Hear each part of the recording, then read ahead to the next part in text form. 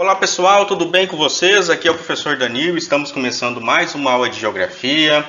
Quero dar boas-vindas a vocês, quero pedir para vocês prestarem bastante atenção neste conteúdo, analisar bem o texto de apoio que vai estar nesta videoaula, as explicações. Vocês verão que é muito fácil, muito tranquilo de se entender.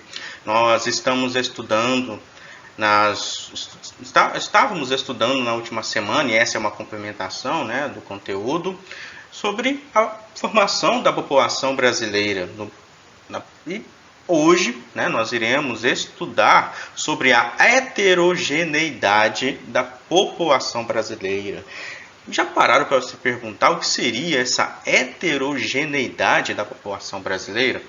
Nós vamos entender na aula de hoje. Lembrando que esses conteúdos são conteúdos específicos para o sétimo ano e no sétimo ano em geografia nós estudamos basicamente, especificamente a geografia do Brasil. Ok? Tranquilo? Vamos começar. Inicialmente, só para informar que vocês verão bastante textos, eu resolvi colocar alguns textos, né, que aparentemente são grandes.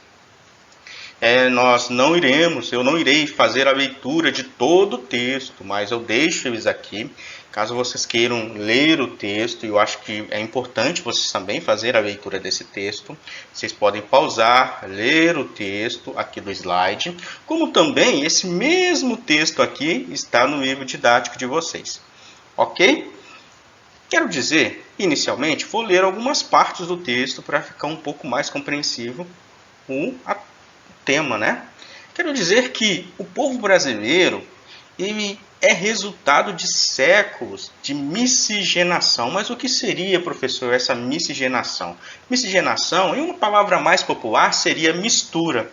Uma mistura de diversos povos, principalmente os povos indígenas, africanos e europeus. Certo? Então, por séculos, indígenas, africanos e europeus, povos diferentes, se miscigenaram. Vou dar um exemplo. Uma índia se apaixonou por um africano, se casaram, se relacionaram, tiveram filhos, né?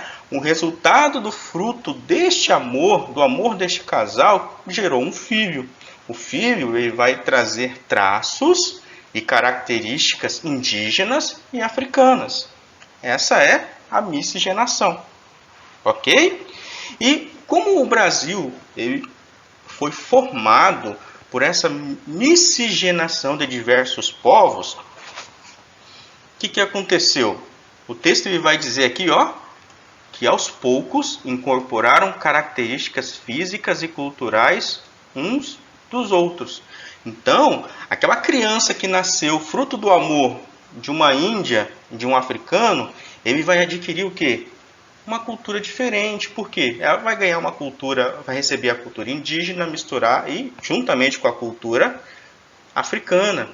E ela vai absorver as duas culturas e vai expressar as duas culturas, talvez de forma igual ou talvez de forma diferente. E a vinda desses povos, né, europeus e africanos, eles trouxeram as suas culturas para o Brasil. Muitas dessas culturas foram incorporadas ao Brasil, receberam algumas modificações, adaptações por outros povos que já viviam aqui, como os índios, né? E depois os africanos, se fosse no caso os europeus, o que fez com que o nosso país tivesse vários tipos de cultura. Hoje, por exemplo, eu não sabia, quando eu cheguei aqui, em Rondônia, falaram bem assim, professor, vai ter, final de semana vai ter um piseiro lá na praça. Eu pensei, o que é piseiro? Né? Piseiro, aí eu fiquei pensando, piseiro, depois eu resolvi perguntar o que é piseiro. Piseiro é o quê? É um baile, né? Vai ter festa, poder dançar, né? Aqui eles chamam de piseiro, só que para mim era festa, ou baile, e não um piseiro. De onde veio essa palavra? Essa palavra veio de algum povo ancestral que viveu aqui há muito tempo, que trouxe essa forma de falar. Também a forma de vestir está relacionado com os séculos de miscigenação. Hoje a gente sabe quando o mineiro fala, né? O mineiro gosta muito de falar o uai, né? Sou, ou então colocar o diminutivo no final, né? Por exemplo, o mineiro, quando ele vai falar massa de tomate, ele não fala massa de tomate, ele fala massa tomate, né? Então ele tem uma forma uma forma de falar, um linguajar diferente. O cuiabano também, Cuiabano tem um linguajar que está muito ligado com os povos ali europeus, né, que misturou-se com africanos e indígenas e deu esse linguajar que hoje é muito conhecido lá em Cuiabá, né? Cuiabá não fala bem assim, fote, gente não pode nem dormir, triscou na cama que já tá essa mulher te amando, parece trombada de caminhão. Então Cuiabá não fala assim. Então nós temos diversas variedades culturais aqui no Brasil. Diferente se vocês forem para o Japão. Quando vocês forem para o Japão, se vocês pesquisarem sobre o Japão, vocês verão que o povo japonês ele é único. Vocês não veem a mistura de povos vivendo no Japão. Não. Você consegue identificar o japonês. Você olha para o japonês, vê essas características físicas, sua forma de falar, sua forma de agir. Você sabe que é um japonês. Já no Brasil, não. É tudo junto e misturado. São vários povos, várias culturas. Né? Então é muito difícil a gente saber se é o brasileiro ou não, assim, só de olhar. Tranquilo? O texto aí vai dizer aqui, ó, heterogeneidade, ó, aquilo que não possui uniformidade, que é composto de partes distintas. Isso é o significado de heterogeneidade. Tá? É algo, ou, por exemplo, em relação ao Brasil, a população brasileira, né? A população brasileira não possui uniformidade, ou seja, é diferente. Se ela fosse uniforme, todos nós seríamos iguais. A população japonesa, ela é uniforme. Já a população brasileira, ela não é uniforme. Certo? Seguindo aqui, ó, para vocês verem como que está distribuída a população brasileira quando se fala em raças, né? Em raças. Nós temos cor-e-raças, no caso, né? Segundo o Instituto Brasileiro de Geografia e Estatística, as raças que é observadas no Brasil é a branca, conforme estou mostrando aqui na legenda, depois a preta, depois a parda, seguido do amarelo, que são as pessoas asiáticas, e os indígenas, certo? Aqui na legenda também vai mostrar a quantidade de pessoas, quantidade total de habitantes por estado, certo? Nós podemos ver aqui, ó, vamos aqui começar por Rondônia. Ó, Rondônia. A gente pode ver que o que predomina em Rondônia, a cor que predomina é essa, ó, a parda. Então a maior parte da população de Rondônia, que tem quase aí um pouquinho mais de 1,5 milhão de habitantes, maior da metade da população de Rondônia é parda, seguido da população branca e depois da população indígena. Aqui vocês não vão ver, mas tem um bem pequenininho aqui, ó, que é a população indígena, né? E essa aqui, perdão, é a população preta, né? Parda, branca, preta, indígena. Ok? Mas nós vamos olhar aqui, ó, vamos ver aqui no Amazonas, ó. No Amazonas eu já consigo ver bem destacado aqui, ó, população indígena, ó, no Amazonas. Só que a maior parte da população lá, ó, é parda, depois branca. Em seguida, a preta, que é bem pouquinho, né? O que eu quero chamar a atenção é a Bahia. Olha só a Bahia, ó, tem muita população preta, mas, sobretudo, população parda, seguido da população branca. Já em São Paulo, ó, aqui São Paulo, ó, maior parte da população de São Paulo é branca, seguido da parda, depois preta, e agora ela entra ali, ó, a amarela, que são os povos asiáticos. Quero comparar aqui com vocês, ó, analisar com vocês o Rio Grande do Sul. Rio Grande do Sul, nós só vamos encontrar, por exemplo, ó, população branca, em quase sua grande maioria, o que predomina. Depois, população preta. Depois, população parda. Nós não vamos encontrar nem população amarela e nem população indígena. Olha Santa Catarina. quase por total, né? População branca que predomina. Seguida a população parda, depois população preta. Tranquilo até aqui no entendimento desse mapa? O texto aí vai dizer que a composição da população é diferente em cada estado. É referente ao processo de ocupação que ocorreu em diferentes partes do território brasileiro. Então o Brasil não foi ocupado de uma vez só, de uma forma única, não. Foi ocupado de diferentes formas. Então a população vai variar.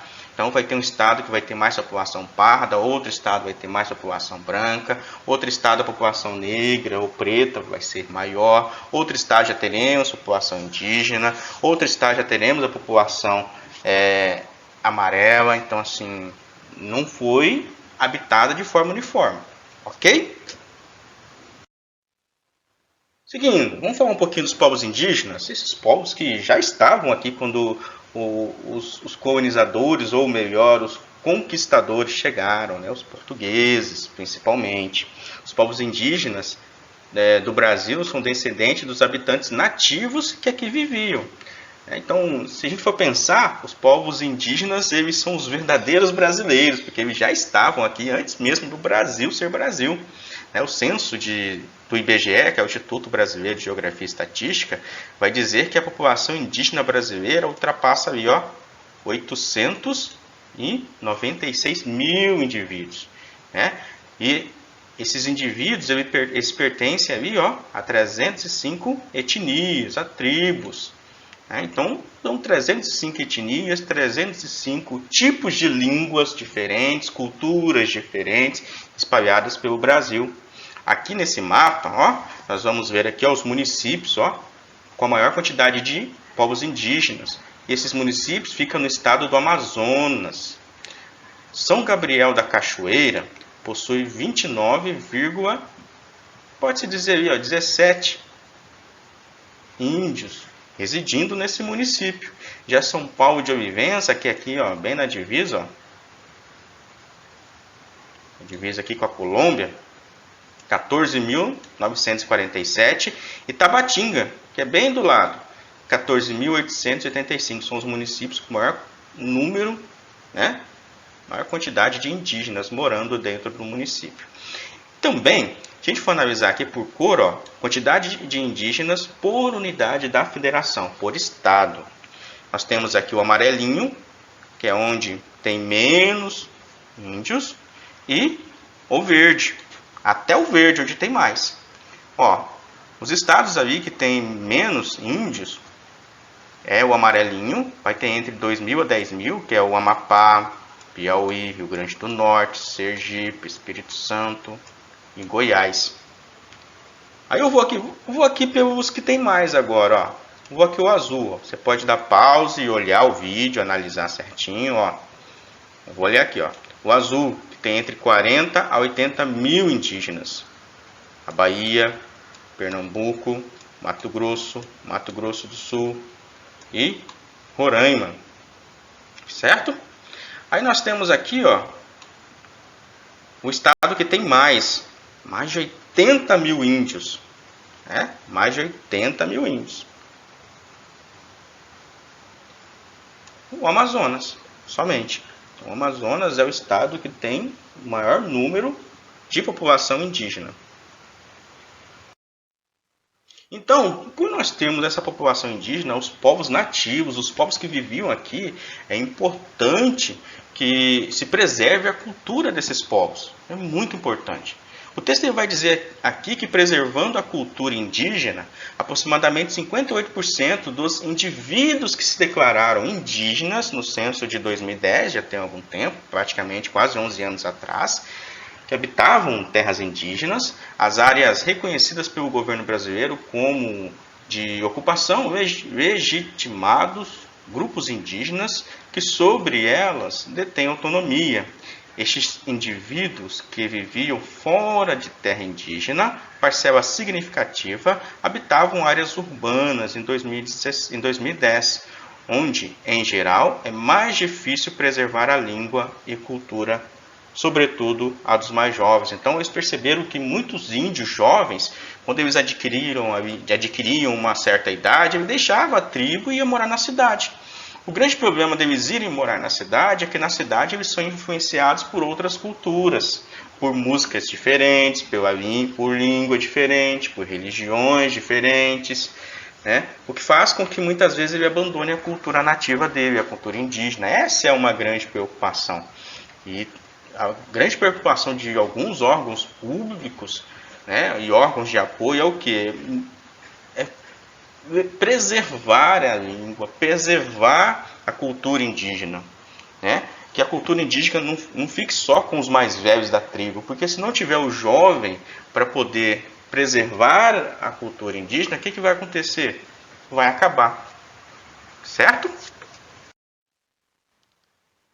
E temos que falar também dos povos africanos. Os povos africanos, eles entraram ali, já ali no século XVI, mais ou menos, a partir ali do século XVI, cerca de 4 milhões de africanos, de diversos grupos étnicos, foram escravizados lá na África e trazidos para o Brasil para trabalhar nas lavouras, de cana-de-açúcar e de tabaco. Muitos aspectos do cotidiano do povo brasileiro são legados desses povos, que vieram da África, incluindo estilos musicais. O axé, por exemplo, é um estilo musical africano, o samba, o pagode, artístico também. Até nós temos ali a capoeira, que é uma dança, dança de luta, africana também. A culinária, como a feijoada, um outro exemplo. Algumas religiões, temos as religiões afro-brasileira e africana. E além de diversas palavras que usamos no dia a dia. Então, se a gente for estudar em português, tem palavras na língua portuguesa que são palavras que só existem na língua portuguesa porque foram influenciados pelos povos africanos que viviam aqui. E os imigrantes? O Brasil recebeu e ainda recebe muitos imigrantes. Grande parte da população brasileira é formada por descendentes. Então, a grande parte da população brasileira veio de fora, veio de outros lugares, veio de diferentes partes do mundo. E a chegada dos imigrantes do Brasil ocorreu de maneira particularmente intensa, principalmente ali no final, assim, grande parte no final ali, quando houve a abolição da escravidão e a necessidade de se contratar mão de obra, para o campo. Então, os fazendeiros, ao invés de contratar os recém-libertos africanos, não, contrataram imigrantes. Dentre eles, principalmente portugueses, italianos, espanhóis e alemães, também tinha os asiáticos, que eram sírios, os libaneses, japoneses e entre outros chegaram no Brasil. Quero destacar aqui, por exemplo, que pessoa imigrante é a pessoa que chega a um local para se estabelecer. Imigrante é a pessoa que vem. E emigrante é a pessoa que vai embora. A pessoa foi embora de um lugar para o outro, ela é emigrante. A pessoa veio de um lugar para outro, ela é imigrante.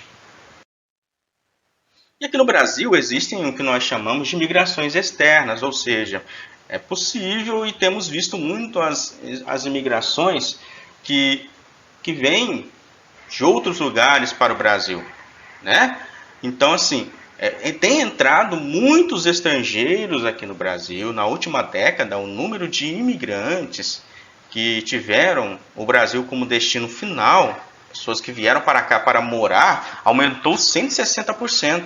Entre os principais grupos de pessoas que estão vindo para o Brasil residir, ou melhor, morar, trabalhar, formar uma vida, estão os haitianos, os bolivianos, os venezuelanos, colombianos, argentinos, chineses, uruguaios e dentre outros. Então, o Brasil é destino também para muitos imigrantes. Então, aqui, por exemplo, nesse mapa aqui, eu quero mostrar para vocês para onde os brasileiros estão indo. Nós temos aqui o Brasil. Agora eu quero falar aqui, por exemplo, para onde os brasileiros estão indo. Verifique só, A maior parte dos brasileiros que saem do Brasil, a gente vê pela setinha mais grossa, mais gordinha. Ó, ou eles vão para os Estados Unidos, ou eles vão para a Europa. Vocês podem perceber aqui, ó, França, Alemanha, Reino Unido, Japão. Lembrando que o Brasil tem a maior população japonesa fora do Japão. Então, essa viagem, né, essa grande corrente de imigração entre Japão, Brasil, Japão, Austrália. Então, o Brasil, né, os brasileiros, quando eles saem do Brasil para residir, morar em outros países, eles optam, né, por esses países aí, ó. Temos aqui também o Canadá, aqui, ó, Canadá. Em geral, grande parte dos países europeus, né?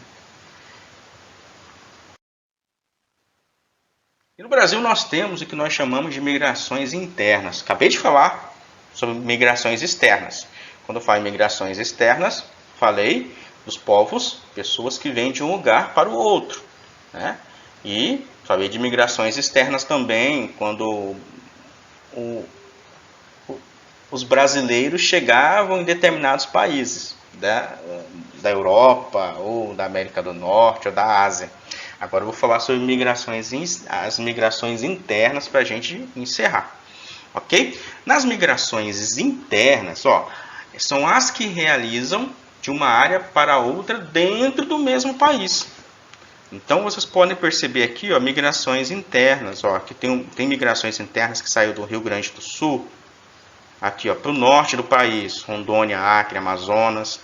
Se vocês pararem para observar a família de vocês, vocês verão que tem muitos parentes de vocês, ou pais, mães, ou parentes de vocês que moram aqui em Rondônia, que no passado, os seus avós ou seus parentes no passado, ou no passado mesmo, eles moravam lá na região sul, Rio Grande do Sul, Paraná, Santa Catarina, e que em um determinado momento eles migraram para cá, né? Migraram para cá. E essa migração dentro de um mesmo país, dentro de um mesmo território, nós chamamos de migrações internas. Ó, quero destacar aqui alguns pontos. Ó, na década de 1950, ó, os fluxos migratórios do Nordeste para grandes centros urbanos do Sudeste. Isso ocorreu muito. Então aqui é o 1. Ó. Muitas famílias partiram do Nordeste na década de 1950 e foram para a região Sudeste para trabalhar. Havia uma grande oferta de emprego, uma grande industrialização nessa região. De emprego, a população foi atrás do emprego. Né? Já aqui temos o fluxo 2, ó, fluxos migratórios do Nordeste para a Amazônia. Isso ali na década de 60, para trabalhar em áreas agrícolas e aos garimpos, que é essa aqui, ó, principalmente no Amazonas e Pará. Temos aqui o fluxo 3, né, que é esse aqui, ó, fluxo 3. Ocorreu ali entre a década de 1960 e 1970, que foi ali com o intuito de povoar, colonizar a região centro-oeste, principalmente devido à construção de Brasília. Brasília foi sendo construída aqui, ó. Muitos vieram para a construção de Brasília, né? Depois, no final da construção de Brasília, muitos migraram para a região aqui centro-oeste do Mato Grosso do Sul. Mas a que mais chamou a atenção aqui é a migração do fluxo 4, né? Fluxos migratórios dos estados do Sul, além de São Paulo e Minas Gerais, para o centro-oeste e o norte, especialmente a partir da década de 1950, com a expansão das áreas de colonização agrícola. Então, com a expansão das áreas de colonização agrícola nessa região aqui, ó, trouxe muitas pessoas do sudeste, né, e do sul, porque lá na região sul já não havia tantas terras assim disponíveis para plantar. E no Mato Grosso, por exemplo, havia milhares e milhares de hectares para se plantar em terras mais baratas. Então muitas pessoas deixaram seus estados e foram para essas regiões, né? Mato Grosso do Sul, Rondônia, né? Acre, com o intuito de trabalhar no campo. E temos outras migrações dentro da interna que nós podemos dizer, por exemplo, que são as migrações definitivas, quando uma pessoa se desloca por um tempo indeterminado. Então, por exemplo, eu morava em Mato Grosso, vim morar em Rondônia, eu fiz uma migração definitiva, vim para cá por tempo indeterminado, não quero voltar, certo? Essa se chama migração definitiva, dentro da interna, dentro de um território. Temos também as migrações temporárias, também aquela chamada de migrações sazonais, quando as pessoas se deslocam por um determinado período de tempo, ou seja, eu estou em Cerejeiras, mas eu vou mudar ali para Corumbiara para trabalhar, mas eu vou trabalhar lá só 2 meses, depois eu volto. Então é temporário. Ou isso, ou nós chamamos de migrações sazonais ou temporárias. E tem as migrações diárias, que também são chamadas de movimentos pendulares. Pendulares é um aparelhinho assim, ó, que tem uma bolinha que fica assim, pendular, e vai e volta, né? São os deslocamentos diários entre um local de residência e o local de trabalho. Por exemplo, tem pessoas que eu conheço que moram em Cerejeiras, mas trabalham em Corumbiara. Ela vai e volta todo dia. Então, ela está fazendo uma migração diária. Que ela sai da sua casa em Cerejeiras, vai para o trabalho em Corumbiara, sai do trabalho de Corumbiara e volta para a sua residência. Isso acontece muito, né? Principalmente em cidades grandes. Cidades grandes tem muitas cidades uma do lado da outra, juntas, né? Conurbadas, que nós vamos estudar conurbação mais para frente. Pessoas que moram numa cidade, vai para outra para trabalhar. Terminou o expediente, volta para sua casa na outra cidade. Gente, tranquilo? Belezinha? Em caso de dúvidas, entre em contato com o professor, leia os textos de apoio. Obrigado por vocês terem ficado até aqui e até a próxima.